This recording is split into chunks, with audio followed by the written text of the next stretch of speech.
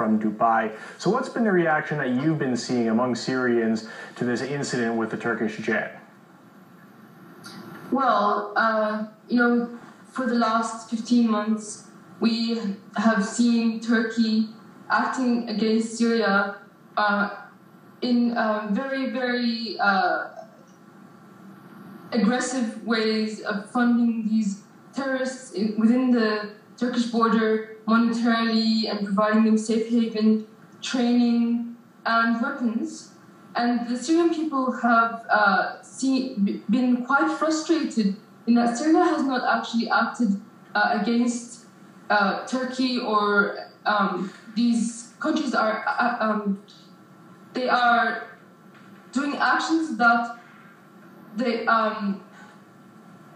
create wars. This is like a declaration of war when you have these terrorists in your borders being armed and then sending them over the border to kill people. This is a declaration of war. So Syrians have been very, very frustrated. I don't understand how this could be a declaration of war. I mean, perhaps what some analysts are saying that this is a reconnaissance flight that simply crossed the border when it got too close.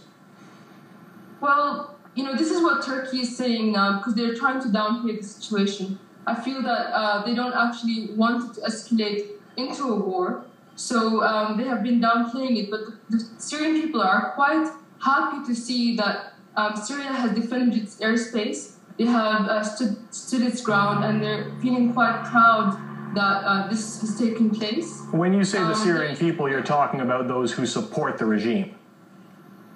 Well, not necessarily, because I, for one, am not a supporter of the government.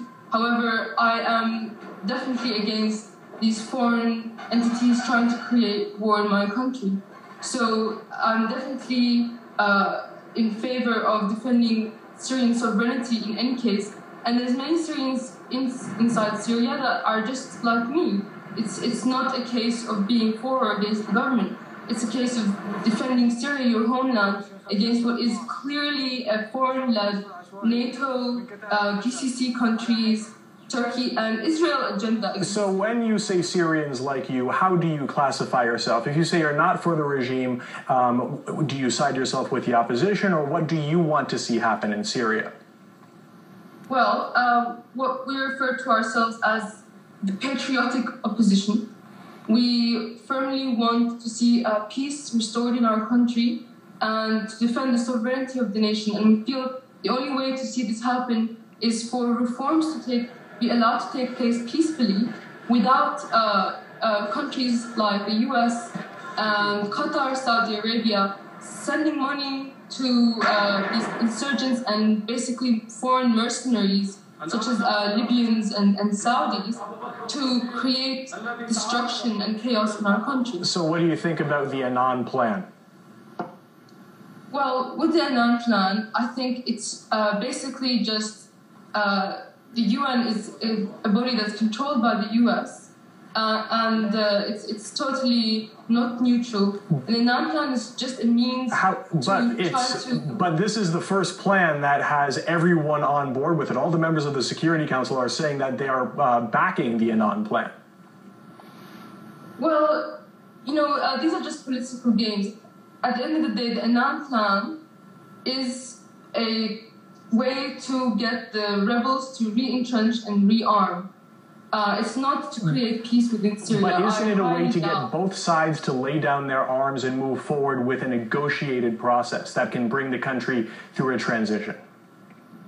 I don't feel that many of the members inside the UN who voted for this plan feel this way. Perhaps some do. Some members, such as Syria and its allies, feel that this is the way they want to see the plan go.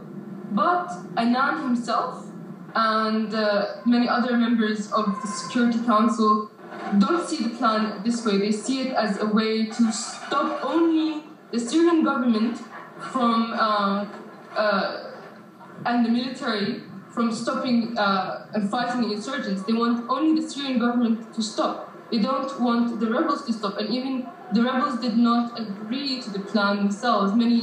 It's factionalized, so some factions agreed to it and others didn't. And yet the Syrian government is expected not fight back against people who are firing at them. So I just feel that because of these members in the Security Council, the plan is going to fail because they are undermining it.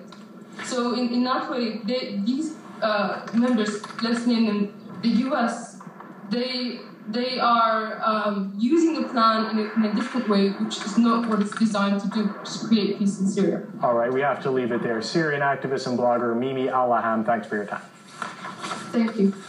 We're keeping a close eye on reactions in Syria, and you can get it up to date by logging onto our Facebook page and Twitter feeds where we have all the latest.